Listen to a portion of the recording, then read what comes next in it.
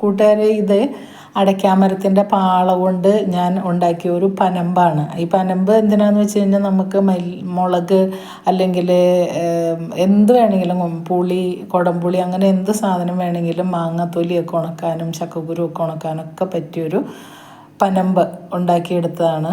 അപ്പോൾ നമുക്ക് അതിന് വേണ്ടിയിട്ട് പിന്നെ വേറെ സാധനങ്ങളൊന്നും അന്വേഷിച്ച് നടക്കണ്ട. അപ്പോൾ അതെങ്ങനെയാണ് ഉണ്ടാക്കുന്നതെന്ന് കാണിച്ചു തരാം. സിമ്പിളാണ്. ഞാൻ പറമ്പിൽ കിടന്നൊരു പാളത എടുത്തുകൊണ്ട് വന്നിട്ടുണ്ട്. ഇത് കനം കുറഞ്ഞൊരു പാളയാണ്. ഇതുകൊണ്ട് മാത്രം പറ്റില്ല, വേറെയും കുറച്ച് പാള കൂടി നമുക്ക് വേണ്ടി വരും. അപ്പോൾ ആദ്യം തന്നെ ഇതൊന്ന് കട്ട് ചെയ്തെടുക്കുക. രണ്ടറ്റവും കട്ട് ചെയ്ത് കളയുക. എന്നിട്ട് ഇത് ചെറിയ ചെറിയ വീതി കുറച്ച് നീളത്തിൽ കീറിയെടുക്കുക. പണ്ടത്തെ ആളുകളൊക്കെ ഇങ്ങനത്തെയൊക്കെ തന്നെ ഉപയോഗിച്ചിരുന്നത്. ഇപ്പോഴാണ് പ്ലാസ്റ്റിക് മുറവും കാര്യങ്ങളൊക്കെ വന്നത്. അപ്പോൾ ഇതൊക്കെ നമ്മളിങ്ങനെ കിട്ടുമ്പോൾ എന്തെങ്കിലുമൊക്കെ ഇതുപോലെ ഉണ്ടാക്കി വെച്ച് കഴിഞ്ഞാൽ നമുക്ക് ന്യൂസ് പേപ്പറൊന്നും അന്വേഷിക്കേണ്ട. ന്യൂസ് പേപ്പറിലൊക്കെ സാധനങ്ങൾ ഉണക്കുന്നത് വളരെ പ്രശ്നമാണ്. അപ്പോൾ നമുക്ക് വാളംപുളിയോ കുടംപുളിയോ അല്ലെങ്കിൽ മുളകോ ഉള്ളി, സവാള, ഇതൊക്കെ വെയിലത്ത് വയ്ക്കാം. ചക്കക്കുരു, അങ്ങനെ എന്ത് വേണമെങ്കിലും നമുക്ക് വെയിലത്ത് വെച്ച് ഉണക്കാം. അപ്പോൾ ആദ്യം തന്നെ ഞാൻ ഇതിൻ്റെ അറ്റമെല്ലാം മുറിച്ച് കളഞ്ഞിട്ടുണ്ട്. അത് നെടുകെ പൊളിച്ചെടുത്തിട്ടുണ്ട്. അപ്പോൾ ഈ ഒരു പാളയുടെ കഷ്ണം മാത്രം പോരാ, ഇനിയും വേണം. അപ്പോൾ ഞാൻ വേറെ 2-3 പാള കൂടി സംഘടിപ്പിച്ച് വെച്ചിട്ടുണ്ട്. അപ്പോൾ ഈ പാള തന്നെ ഇതിപ്പോൾ ശരിക്കും നല്ല സോഫ്റ്റാണ്, കൂമ്പ് പാളയാണ്. അപ്പോൾ കട്ടി കൂടിയ നല്ല മൂത്ത കവുങ്ങിൻ്റെ പാളയാണെങ്കിൽ എന്താ ചെയ്യേണ്ടതെന്ന് വെച്ച് കഴിഞ്ഞാൽ ഒന്ന് കുതിർത്തിയിട്ട് നമുക്കത് ഇതുപോലെ മുറിച്ചെടുക്കാൻ പറ്റും. ഏകദേശം 1 ഇഞ്ച് വീതിയിൽ മുറിച്ചെടുക്കുക. അപ്പോൾ പാള കൊണ്ടാവുമ്പോൾ തന്നെ നമ്മൾ മറ്റേ മുളക് കൊണ്ട് പനമ്പ് നെയ്യണ അത്രയും പെർഫെക്ഷനൊന്നും കിട്ടില്ല. എന്നാലും നമുക്ക് അത്യാവശ്യം ഉപയോഗത്തിന് നടക്കും. എന്നിട്ട് ഞാൻ ആ കീറിയെടുത്ത പാള ഒരു 8 കഷ്ണം ഇതുപോലെ വച്ചു കൊടുക്കുകയാണ്.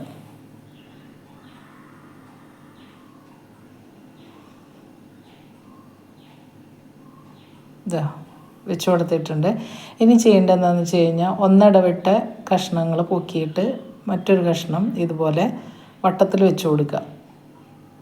വീഡിയോയിൽ കാണുന്ന പോലെ കണ്ടോ. വീണ്ടും ആദ്യം നമ്മൾ താഴത്തേക്ക് ഇട്ട കഷ്ണം മുകളിലേക്ക് എടുത്തിട്ട് ഇതുപോലെ ഒന്നിടവിട്ട് വീണ്ടും വെച്ച് കൊടുക്കുക.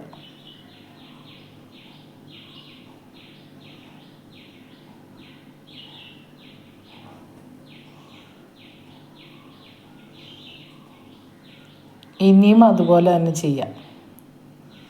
ഈ അറ്റത്ത് ഞാൻ ഒന്ന് കൈ ഫ്രീ ആക്കാൻ വേണ്ടിയിട്ട് കത്രിക ഒന്ന് വെച്ച് കൊടുക്കുകയാണ്. ഇങ്ങനെ തന്നെ ഒന്നിടവിട്ട് നെയ്ത് കൊടുക്കുക.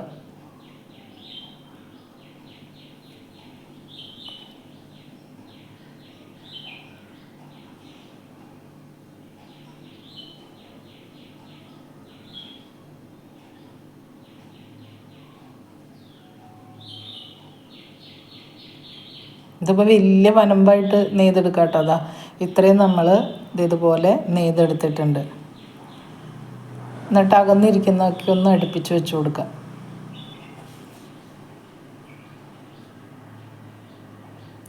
ഇനി നമുക്ക് മുകളറ്റം ഇതുപോലെ മടക്കിയിട്ട് ഒരെണ്ണം താഴേക്കും ഒരെണ്ണം മുകളിലേക്കായിട്ട് എടുത്ത് നെയ്ത് അത്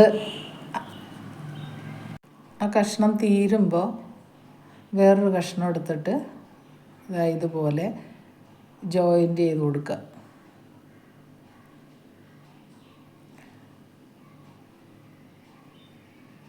വീണ്ടും ഇവിടെ മടക്കുക, ഒന്ന് വിടുക, അടുത്തത് എടുക്കുക. അത് തീർന്നുകൊണ്ട് വീണ്ടും ഒരെണ്ണം ജോയിൻ ചെയ്ത് കൊടുക്കുക. വീണ്ടും അടുത്തത് എടുത്ത് മടക്കുക.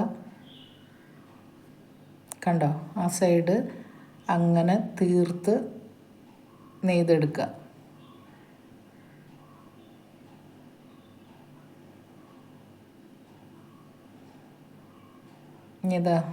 ഇതുപോലെ മൂല മടക്കി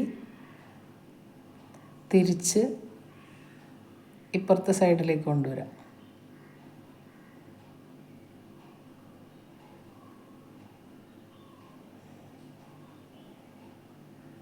വീണ്ടും ആ സൈഡും ഇതുപോലെ മടക്കി നെയ്ത് എടുക്കുക. ഇപ്പോൾ 3 ഭാഗവും നമ്മൾ ഇതുപോലെ നെയ്തെടുത്തിട്ടുണ്ട്. ഇനി 4ാമത്തെ മൂലയാണ് നമ്മൾ ജോയിൻ ചെയ്യുന്നത്. അപ്പോൾ ഇടതുവശത്തുനിന്നും വലതുവശത്തുനിന്നും നേരത്തെ നമ്മൾ ഇടതുവശത്തുനിന്ന് ഒരെണ്ണം മടക്കി ഇതുപോലെ ഒന്നിടവിട്ട് നെയ്ത് കൊണ്ടുവന്നു. അതുപോലെ തന്നെ വലതുവശത്തുനിന്നും നെയ്ത് കൊണ്ടുവരാം. എന്നിട്ട് ഈ രണ്ടും കൂടി ഒന്ന് കൂടുതലായിട്ട് നിൽക്കുന്ന കഷ്ണം മുറിച്ച് കളഞ്ഞിട്ട് മറ്റത് ഇതുപോലെ ഉള്ളിലേക്കാക്കി നെയ്ത് തീർക്കുക. വീണ്ടും വലതുവശത്തുനിന്ന് മടക്കുക, അത് ഇടതുവശത്തേക്ക് നെയ്തെടുക്കുക. എന്നിട്ട് ഇടതുവശത്തുനിന്ന് ഒരു കഷ്ണം മടക്കി അത് രണ്ടും കൂടി യോജിപ്പിക്കുക.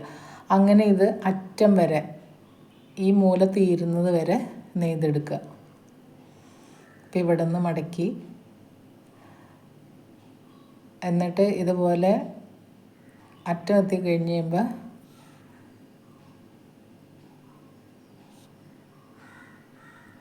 ഇഴപ്പിച്ച് കൊടുക്കുക. അങ്ങനെ 2 സൈഡും നെയ്ത് തീർത്തെടുക്കുക.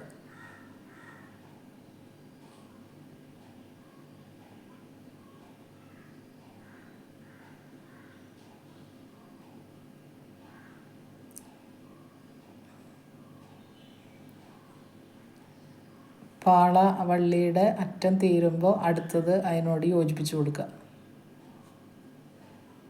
പരമാവധി അടുപ്പിച്ച് വയ്ക്കുക.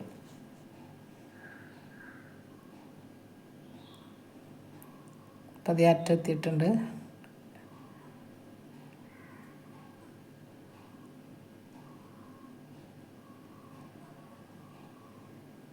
രണ്ട് സൈഡിൽ നിന്നും മടക്കി ഒന്നിടവിട്ട് അളിയെടുത്ത് ജോയിൻ ചെയ്ത നെയ്തെടുക്കുക.